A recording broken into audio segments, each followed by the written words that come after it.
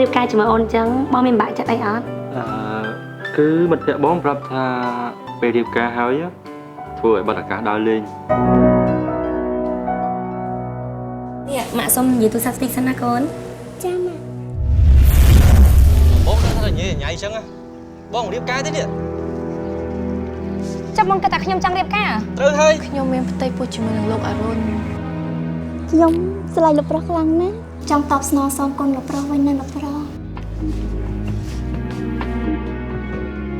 អូនចង់ស្នើសុំរឿងមួយដល់បងបានអត់អូនអត់ចង់បានរបស់ដែលនៅក្រៅខ្លួនទេ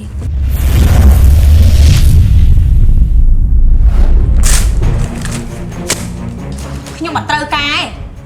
មិនបាច់យកមកឲ្យទេអូនកំពុងតែព្យាយាមចាប់ប៉ាថ្មីយកមកឲ្យកូននិមលហើយវាមិនហើយមានរឿងអីគឺខ្ញុំចង់លេងលះវីបានអាវីនឹងលោកសង្ហាចាប់ដៃគ្នាហើយលោកអរុណគាត់ទៅចាប់ដៃគ្នាជាមួយនឹងអូនមិនដឹងជាល្អមើលប៉ុណ្ណាទេណោះ